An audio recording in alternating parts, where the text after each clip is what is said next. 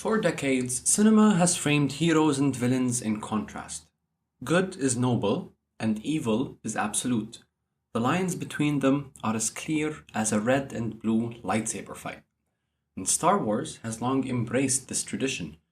The Emperor is a cackling sorcerer draped in black. Darth Vader is an enforcer of terror, and the Death Star is destruction made tangible. On the other side, Luke is a noble guardian of peace, Yoda is a wise mentor, Do or do not. There is no try. and Obi-Wan is a teacher of the old ways of the Jedi. These characters are striking, but they exist in a world of fantasy where morality is black and white. They're effective, but unrealistic. They're figures of fantasy that we just don't connect to reality.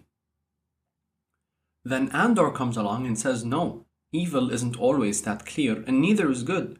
Sometimes a mid-level manager pushing for a promotion can commit acts of evil in the name of duty.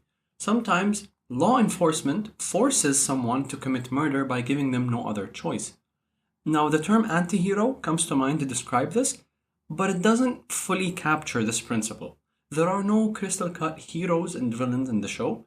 Andor removes the spectacle of stereotypes and forces us to look at cinema in its most raw form, human. As such, this video essay will break down how Andor redefines characters and the concepts of evil and moral, portraying both in a more human approach, illustrating how life is never black and white. Actions are rarely as simple and straightforward as their intentions, and how our moral actions exist in varying shades of grey.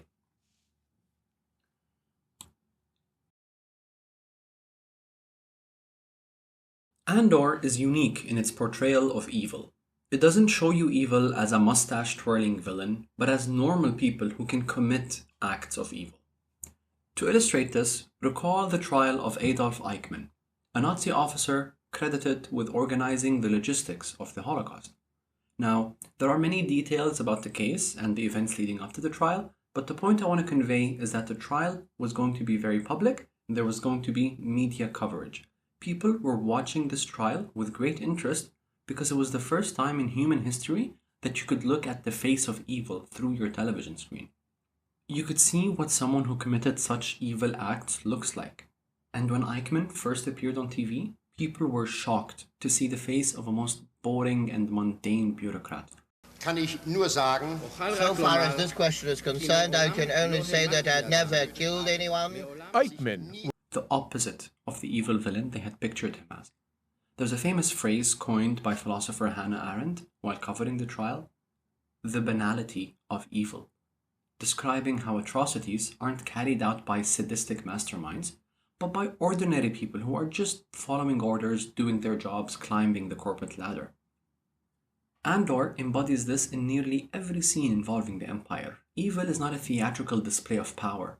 It's paperwork, efficiency, bureaucracy. It's people who are in a system that don't see the bigger picture. These people see it with a sense of duty and, ironically, as the moral thing to do. One of the depictions of this evil machine is the ISB, or the Imperial Security Bureau. This organization isn't a grand spectacle. It's about quiet and often boring bureaucracy. We're shown several characters that work in the ISB who are not evil because of a personal malice, but because they're cogs in this larger machine. Dead Ramiro, Blevin, Partagaz are all characters that embody this perfectly. You can't really call them villains in the traditional sense. There's no malevolence or sadism in their actions. Instead, they're just working their jobs, trying to appease their boss, and they're showing competitiveness. Now, granted, this competitiveness is often underhanded and dirty, but it's in the name of getting the job done. It's in the name of climbing the corporate ladder. People like Dedra rise through the ranks, not by being more malevolent and ruthless than others, but by being more competent at keeping the system running. The tragedy is that they're oblivious to what they're doing, committing evil under a false pretense of duty and security. The Empire has been choking us so slowly we're starting not to notice. The time has come to force their hand. This is the banality of evil. Ordinary people making destructive decisions because they're simply following orders. And the ISB's obsession with efficiency is what makes them evil. But even in their evil, they're human, they're methodical. They discuss their oppressive actions in cold clinical terms. Security is an illusion. You want security? Call the Navy. Launch a regiment of troopers. We are health care providers. We treat sickness. We identify symptoms. We locate germs. Refining their tactics like they're improving a business model. Cyril Karn provides another lens into this theme. He's not an imperial officer, but a corporate enforcer. He's part of the system that upholds control on a smaller scale.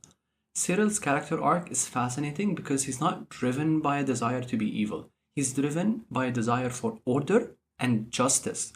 This is made immediately clear in his very first scene. Cyril reports the murder of 2 fellow officers and wants to investigate and clear their name. 2 men are dead, sir. Employees. That's not worth staying up for, then I'm not worthy of the uniform.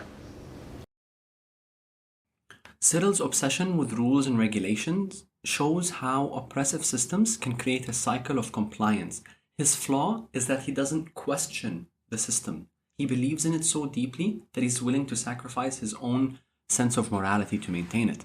This is a hidden commentary on how authoritarian regimes thrive. They don't need people to be inherently evil. They need people like Cyril, who believe that following orders is a virtue in and of itself. He believes in the idea of rules and order. It's something that he craves, and so he chases it relentlessly. And his overbearing mother's influence is key to understanding this. All of his interactions with her show us that he's never felt control over his own life. This is why he's such a stickler for rules and order. He's craving the thing he never had. And the Empire is offering him structure, a way to control, and he is desperate for this sense of purpose. So can we really call him a villain? Can we really call him evil? So, we've agreed that the antagonists, and let's make sure to call them that, in Andor are morally grey. I'm not saying that they're justified in their actions or that they had the right to do what they did. They still very much oppressed people. They still very much made the lives of hundreds of thousands of people worse. For example, the senators are people with no moral compass, but we can't really say that they're not doing their job and representing their people. It just so happens that they aren't people who have enough initiative to enact positive change in the world. But let's take a look at someone who does have a sense of duty in this dark world. Mon Mothma. Let me start off by saying how amazingly well written and executed her character is. She's someone with one of the hardest roles to play in the rebellion, and she believes in the cause. She lives a double life every day, lying to her friends and family about her job, to the Senate about what it is she actually cares about, and making herself the enemy in the name of subtly funding the rebellion. I show you the stone in my hand. You miss the knife at your throat.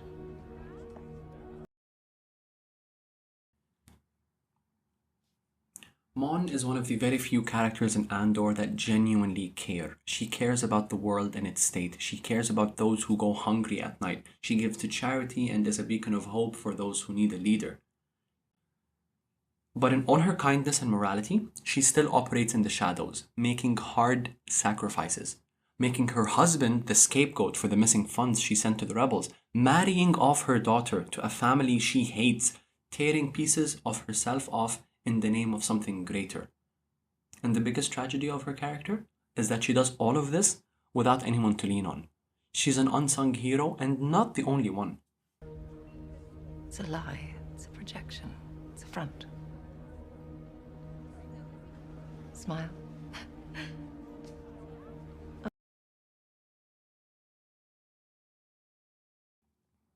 Another character that operates in the shadows, but perhaps in a more morally grey area, is Luthen Rael. He's another rebel leader who's doing whatever it takes to bring down the Empire, but he's perhaps more of an anti-hero than Mon. I'd play the entirety of his speech, but I don't want the mouse copyright striking me again.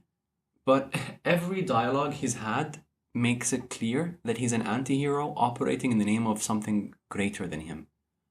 But even then, what would Lonnie say about him? Would he call him a hero and understand the necessary difficult decisions that a leader must make? Or would he call him a villain for not letting him leave this dangerous lifestyle to go and retire and spend the rest of his time with his family, with his wife and his newborn daughter. Luthen is by far the most ambiguous and conflicted character when it comes to categorizing him as a hero, villain, anti-hero, or what have you. Kino Loy is both a victim and an enforcer of Narkina 5, one of the more horrifying depictions of the Empire's very dark shades of grey. Narkina 5 is a prison that runs itself. Guards don't need to patrol the cells. They don't even carry heavy weapons. The system itself enforces obedience through psychological horror and electrified floors. The prisoners are complicit because they accept the system. Going back to Kino, I'd categorize him as an exception to the whole being part of the system but not being evil rule. He is just not at all evil. He's a man trying to survive, but he is still a harsh enforcer. My name is Kino Loy. I'm the 5-2D unit manager. The 49 men in this room answer to me. He keeps prisoners in line because he believes it's the only way to make it out. He believes in the system that is keeping him there. Then comes the reveal that no one is getting out. The moment Kino realizes that the prison is a death trap, his shade of grey changes. When he finds out that they are being transferred to some other prison to go and die.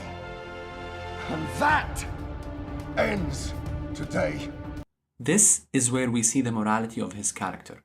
He chooses to rise up. He leads the men out of Narkina 5, knowing fully well that the prison is surrounded by water and that he Can't swim. What? What did he say? Can't swim. leading to the most melancholic ending to a most unexpected hero. His entire belief in playing by the rules crumbles. This is how revolutions are born, not through ideology, but through people realizing the system is designed to grind them into dust. There are many other characters in this show that operate in this way, and they have their own unique shade of grey. Nemec is a pure and innocent idealist. Marva is a daughter of Ferrex, standing up even in her advanced age. Clea, Vel, Saw, Skeen, Gorn, Tay Kolma, the list is long. And the placement of people in their shades of grey is constantly changing. This is a call for us to reflect on and recognize that it's not the actions of the people that make them good or bad, it's their intentions, what they believe in, and what core values they hold. This is what makes Andor stand out. It reminds us that actions are often not as simple as we think, even in the stereotypical context of good and bad.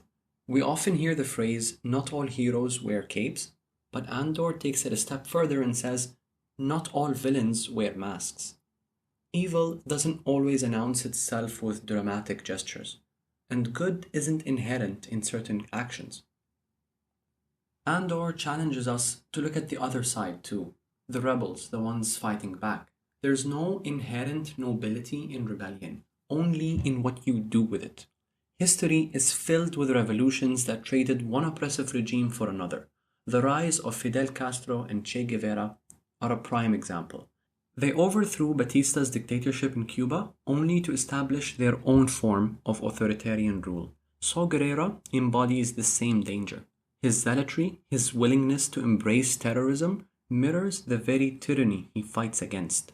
His brand of rebellion doesn't promise liberation, it promises vengeance. This show leaves us with an unsettling truth and a question to answer. The fight against oppression is never simple, never black and white. The line between hero and villain, between justice and tyranny, is as fragile as the choices and the intentions of the people. Systems create villains, but they can also create heroes. And when the dust settles, the real battle isn't just about winning, it's about what comes after.